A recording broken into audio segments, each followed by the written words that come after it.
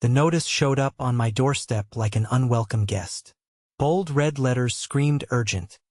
HOA fee increase effective immediately. I ripped it open and scanned the ridiculous explanation inside. Due to necessary office renovations, the HOA fees will be increased by 25%. Failure to comply will result in penalties and possible legal action. I let out a sharp laugh. This had to be a joke. 25%? That wasn't a minor adjustment, that was highway robbery. And for what? So the HOA board could have cushier chairs while they sat around inventing new ways to squeeze money out of us? I stormed into my home office, booted up my computer, and started digging. Sure enough, there was no vote, no discussion, just an executive decision from her. Helen Bradshaw, HOA president, middle-aged, permanently scowling, and somehow always dressed in beige. She ran this neighborhood like a queen ruling over peasants. And now she wanted our hard-earned money to renovate her little kingdom? Not happening. I grabbed my phone and called the one person I trusted to make sense of this mess, my lawyer, Jacob Hastings. "Jacob, tell me you've seen the new HOA stunt," I said the moment he answered. He sighed. "Oh, I've seen it. And it's illegal as hell." A grin spread across my face. "Good. Let's take them down." Jacob didn't waste any time. Within an hour of our call, he was at my house, briefcase in hand, already flipping through a thick binder of legal precedents. He was the type of lawyer who thrived on dismantling petty tyrants like Helen Bradshaw. I led him to the kitchen, where I had spread out every document related to the HOA, past meeting minutes, financial reports, and the neighborhood charter that outlined exactly what the board was and wasn't allowed to do. Jacob leaned over the table, scanning the paperwork with sharp eyes. "This is blatant," he said. "They can't increase fees without a community vote, and they certainly can't use funds for private office renovations." I nodded. That's what I thought. But Helen's been running this place unchecked for years. No one's ever fought back. Jacob tapped a section of the HOA charter. "That's about to change. First, we need to get the community on our side. If enough homeowners push back, the board will have no choice but to respond." That was easier said than done. Most of my neighbors had lived under Helen's rule for so long that they were either afraid to challenge her or resigned to the nonsense. But there was one person I knew who would jump at the chance to fight back: Linda Carter. I called her, and within minutes she was at my door. Linda was in her 60s, sharp as a tack, and had lived in the neighborhood longer than anyone. She had seen the HOA's corruption firsthand and had been itching for a way to stop it. After Jacob explained the legal violations, she clapped her hands together. "I knew that woman was crooked. You just tell me what to do and I'll spread the word." Jacob smiled. "Start with a petition. If we get enough signatures, we can force a vote to block the fee increase." Linda was out the door before he even finished talking, determined to rally the neighborhood. But I knew Helen wouldn't go down without a fight. Sure enough, the next morning I found a second notice taped to my door. This one was more aggressive, warning that any refusal to pay the increased fees would result in fines and possible legal action. I brought the notice inside and handed it to Jacob.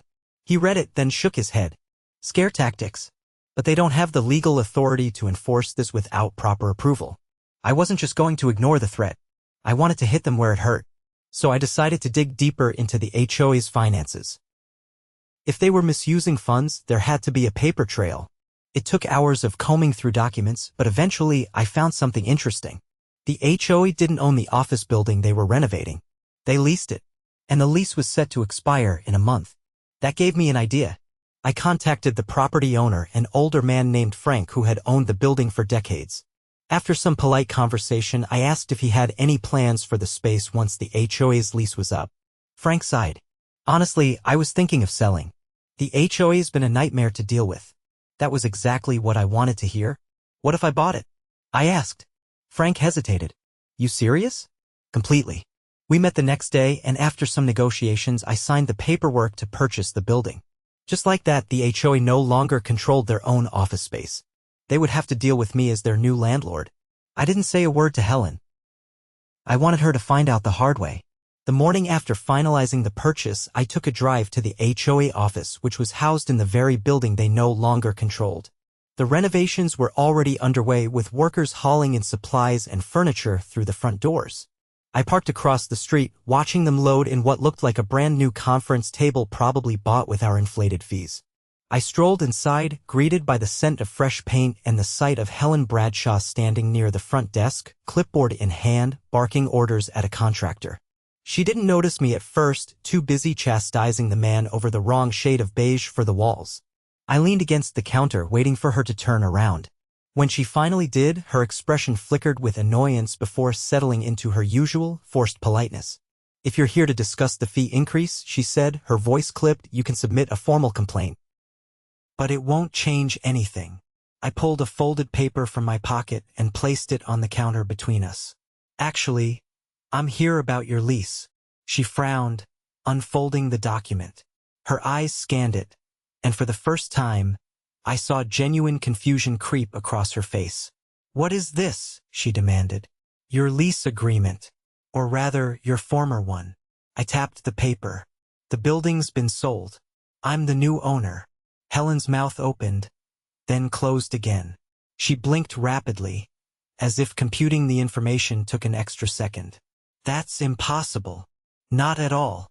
The previous owner was more than happy to sell. Turns out, he wasn't a fan of you either." Helen's grip on the paper tightened. "This changes nothing. We have a lease agreement, which expires in a month," I interrupted. "And I won't be renewing it." The color drained from her face. "You can't do that." "I absolutely can. And since you don't own this space, any ongoing renovations are now my concern. So unless you'd like to continue them at your own expense for a building you won't be in much longer, I'd suggest stopping immediately."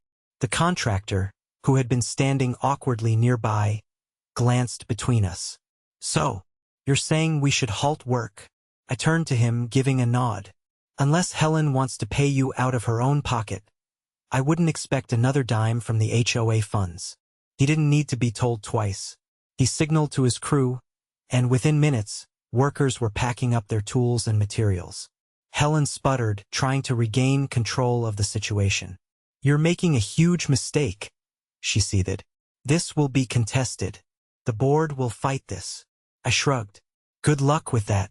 But in the meantime, you'll need to start looking for a new office space." I walked out before she could come up with another weak protest. The moment I was outside, I pulled out my phone and called Jacob. "It went about as well as expected," I told him. "She's in shock." Jacob chuckled. "I'd pay good money to see her face right now." "What's next?" "Now we go after the money they've already spent." Because if Helen thought losing her office was bad, she was about to learn what real consequences felt like. Jacob wasted no time drafting the necessary paperwork to demand a full financial disclosure from the HOA. Since the funds had been taken from homeowners under fraudulent circumstances, he argued that the board had a legal obligation to return the money. If they refused, we were prepared to escalate it into a formal legal challenge. Meanwhile, Linda had been busy rallying the neighborhood. She had gathered signatures from nearly every homeowner, all of whom were furious about the unauthorized fee hike. Armed with that petition, we scheduled an emergency HOA meeting, one that Helen couldn't ignore. When the day arrived, the community center was packed. Every chair was taken, and people lined the walls, murmuring in frustration. Helen sat at the front, flanked by the other board members, her hands folded on the table in a poor attempt at appearing composed. But the clenched jaw and stiff posture betrayed her. She knew she was in trouble. Jacob walked to the front of the room, placing a thick folder on the table. He didn't waste time with pleasantries. "The homeowners here have signed a petition demanding an immediate reversal of the illegal fee increase," he said, his voice carrying through the tense atmosphere. "Furthermore, we are requesting a full audit of the HOA's financial records to determine where those funds have gone." Helen leaned forward, her fingers tightening around the edge of the table.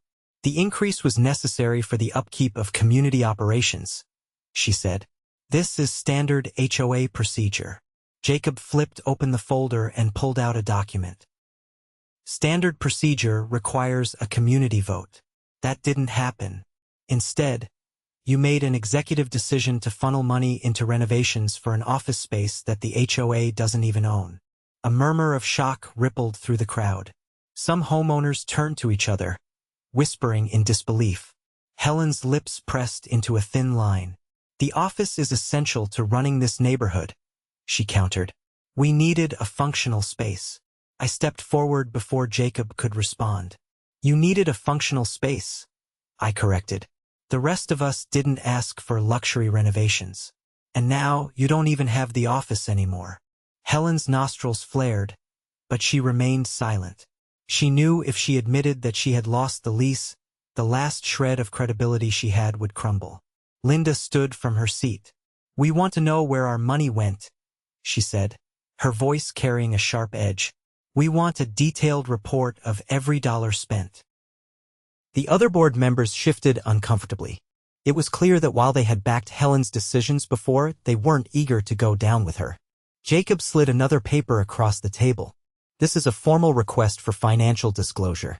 If you refuse to provide the records, we will take legal action. Helen's fingers tapped against the table in irritation. She glanced at the board members beside her, searching for support, but none of them met her gaze. Finally, she exhaled sharply. We will review the request and respond appropriately, she said, her voice clipped. Jacob smiled, but there was no warmth in it. You have 48 hours. The meeting ended in chaos, with homeowners demanding immediate answers while Helen and the board hurriedly adjourned. But the damage was done. The community had turned against her, and she knew it. 2 days later, a stack of financial documents arrived at my door, hastily put together, but enough to tell a damning story. The funds had been misallocated, with large sums going to questionable expenses, fancy office furniture, catered board meetings, and even a personal stipend for Helen labeled as a management fee. Jacob and I wasted no time exposing it. We sent copies to every homeowner, detailing exactly how their money had been spent. The outrage was immediate. That weekend, another emergency meeting was called, this time by the homeowners themselves. Helen didn't even try to fight it.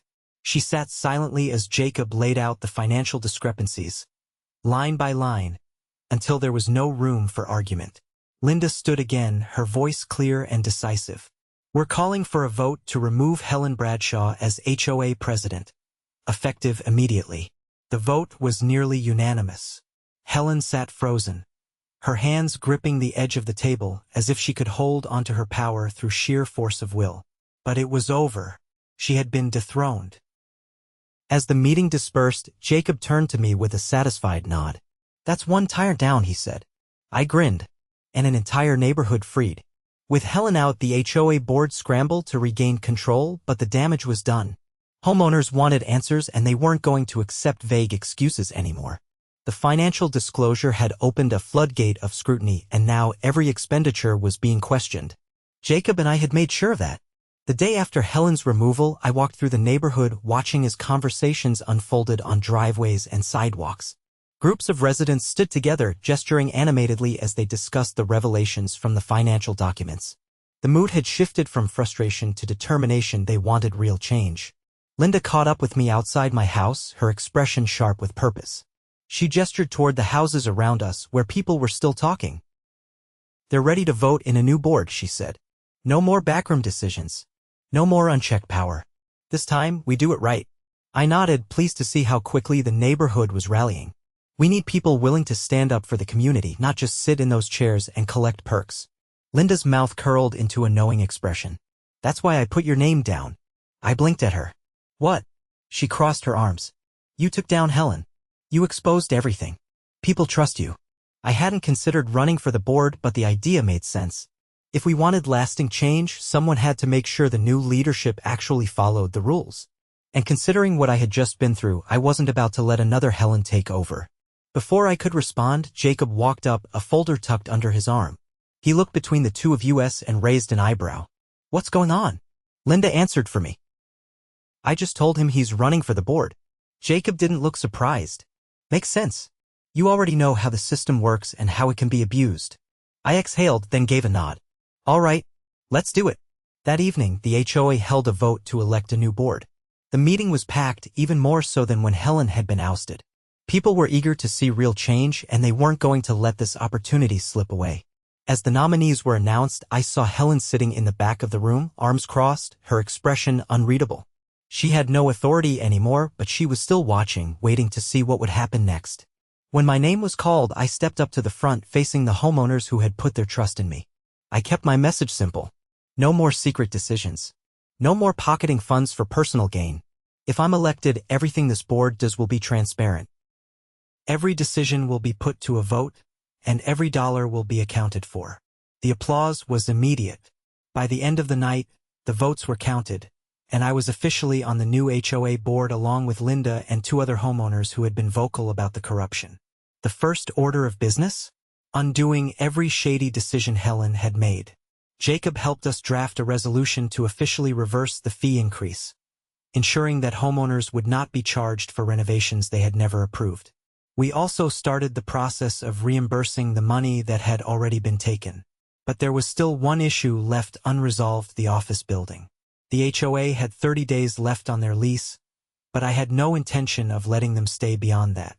Instead, I had already lined up a new tenant, one that would make it impossible for Helen or anyone else from the old administration to ever use it again. 2 weeks later, as I prepared to finalize the rental agreement, I received an unexpected visitor, Helen. She stood on my porch, her eyes narrowed, her posture rigid. It was the first time she had come to me directly since losing her position. She didn't waste time with pleasantries. "You're making a mistake." I leaned against the doorframe. "Which part?" She gestured toward the office building down the street. "Selling out the HOA's infrastructure. We need that space." I shook my head. The HOA doesn't need a private office. The board can operate out of the community center like it was supposed to in the first place. Helen's mouth tightened. "This neighborhood won't function without proper leadership." I met her gaze without hesitation. "You mean without you?" For a moment, she didn't respond. Then she exhaled sharply, frustration etched into every movement. "You think you've won, but this is temporary. Eventually, people will realize they need structure. And when that happens, they'll regret letting you take over." I didn't bother arguing. Instead, I simply said, "We'll see." She left without another word. A week later, the office building was officially leased to a small law firm, one that specialized in HOA compliance. The irony wasn't lost on me. As I stood outside, watching the new tenants move in, Jacob walked up beside me. "Fitting choice," he said. I chuckled. Seemed appropriate. The neighborhood had changed. The fear that had once kept people silent was gone, replaced with a sense of empowerment. They knew now that they had a voice and that they could use it. Helen had been right about one thing. People did need structure, but they didn't need her version of it. They needed fairness, accountability, and leadership that actually worked for them. And now they had it. The sun hung low over the neighborhood as I walked the familiar streets, taking in the quiet transformation. The tension that had once gripped this place had faded, replaced by a sense of ease I hadn't seen in years. Homeowners who had once avoided talking about the HOA were now openly discussing improvements, real ones that actually benefited the community. Linda had taken it upon herself to oversee the transition, working with the new board members to ensure every shady policy Helen had enacted was reversed. The unnecessary fines, the arbitrary restrictions, all of it was being dismantled piece by piece. And the best part? No one was afraid of retaliation anymore. Jacob and I had spent the last several days helping organize the reimbursement process, ensuring that every homeowner who had been forced to pay the illegal increase got their money back. It was a slow process, but progress was being made. The board had even arranged for a full audit to ensure no lingering financial irregularities remained. As I passed by the former HOA office building, I caught sight of Helen standing on the sidewalk, staring at the entrance. She hadn't noticed me yet, her focus locked on the sign that now bore the name of the law firm I had leased the space to. She stood stiffly, arms crossed, her expression unreadable. I debated walking past, but something in her stance made me stop. I stepped up beside her, keeping a comfortable distance. She didn't look at me right away. When she finally did, her gaze was sharp, but there was something else beneath it, not quite resignation, but close. She exhaled through her nose, glancing back at the building. "You really thought this through." I didn't need to ask what she meant.